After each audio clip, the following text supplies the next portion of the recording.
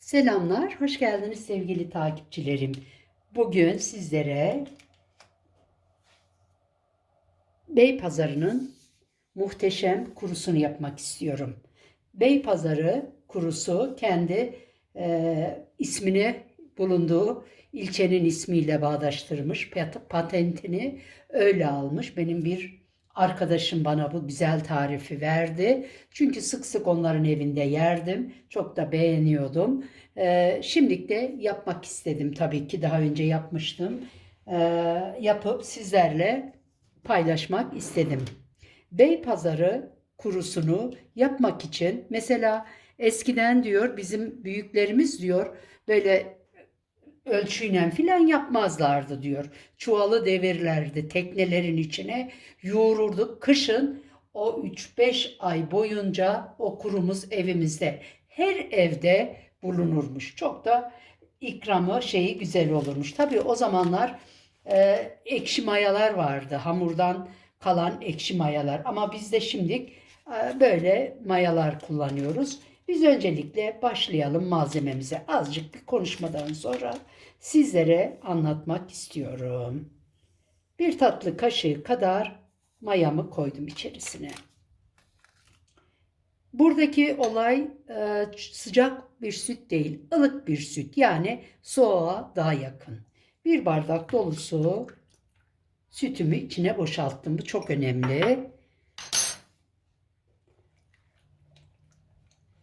Beypazarı'nda yaşamadık ama bana anlatılanlar böyleydi. Ben de onun bildiği gibi hazırlamaya çalışıyorum.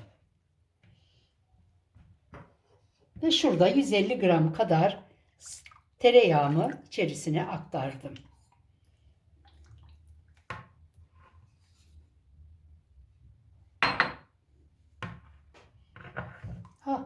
İçine döktük. En son düşürdük içine.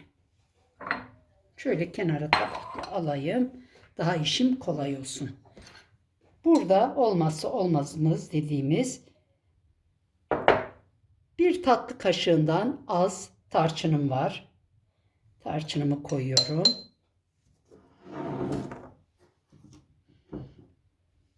Bir tatlı kaşığı tuzumuzu koyduk. Ve güzelce bu karışımı güzelce karıştırayım. Böyle ucunu sildikten sonra içine düşürdük.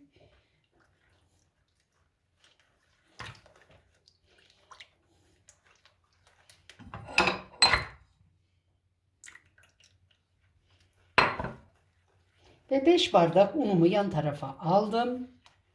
Kontrollü bir şekilde orta sertlikte bir hamur elde edeceğim.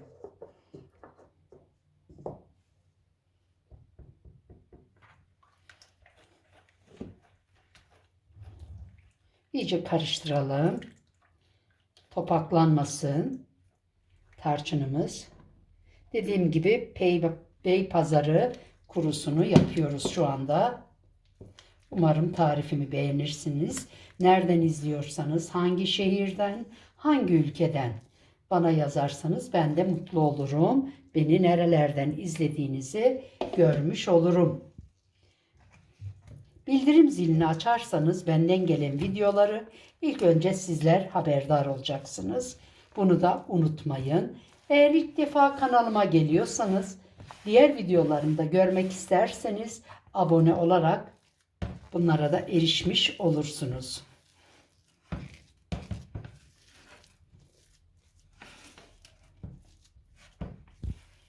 Verdiğim ölçü tam ölçüdür. 5 bardak unumuzu koyduk içerisine ve artık elimle güzelce bir yoğurayım.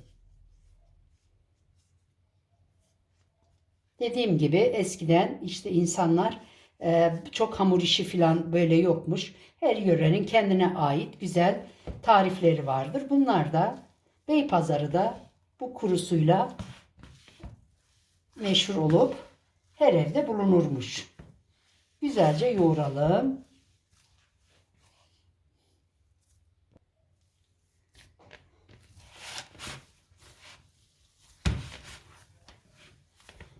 Güzelce yoğurduk. Toparlayalım. Üzerini kapatıp çok mayalanmadan işlemimize başlayacağız.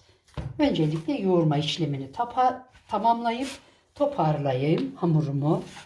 Gördüğünüz gibi.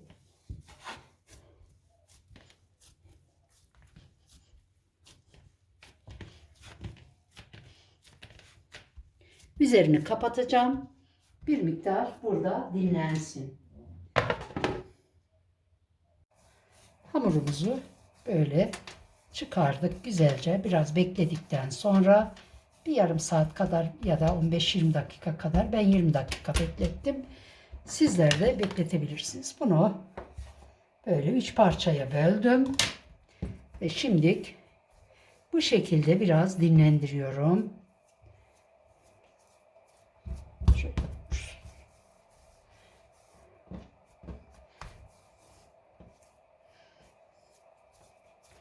Böyle bastırırsanız yuvarlarken içi açılmaz.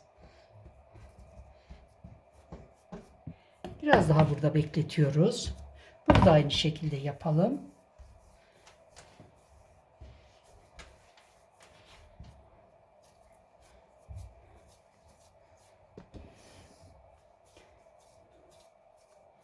Bunu da böyle bekletiyoruz. Bunu da aynı şekilde.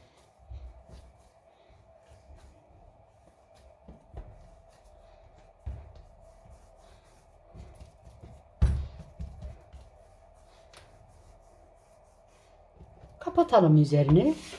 Bir 5-10 dakika daha beklesin.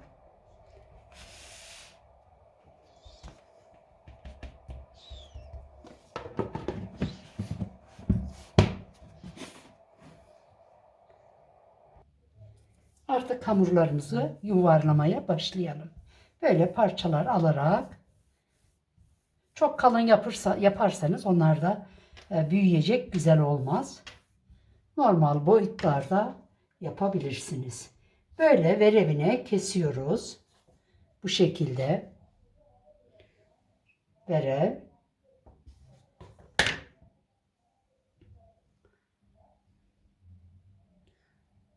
Böyle kesiyoruz hepsini ve tepsimize tek tek yerleştiriyoruz.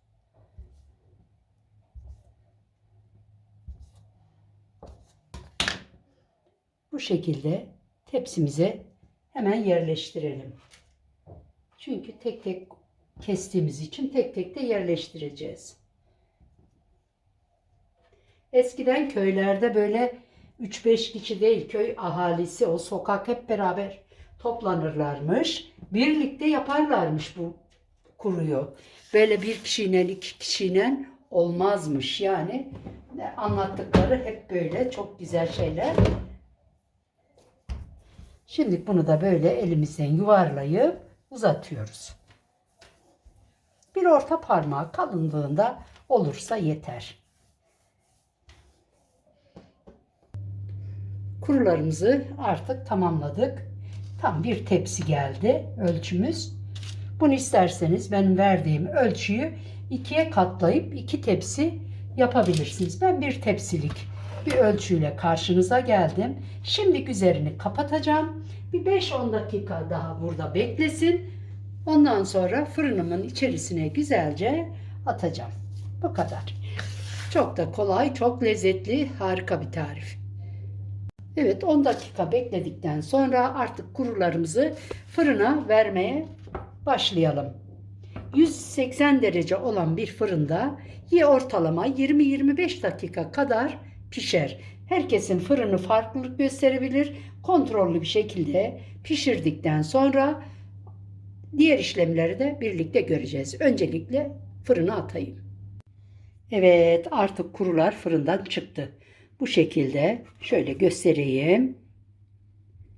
Kurularımız mis gibi oldu. Biraz burada en az soğumasını bekleyeceğim. Soğuduktan sonra 50-60 derece fırınımı ayarlayıp karıştıracağım. Bunları böyle bu şekilde karıştırıp tekrar fırınımın içerisine koyup orada ayrıyeten kurutacağım iyice. Çünkü kuru orada kurumuş olacak.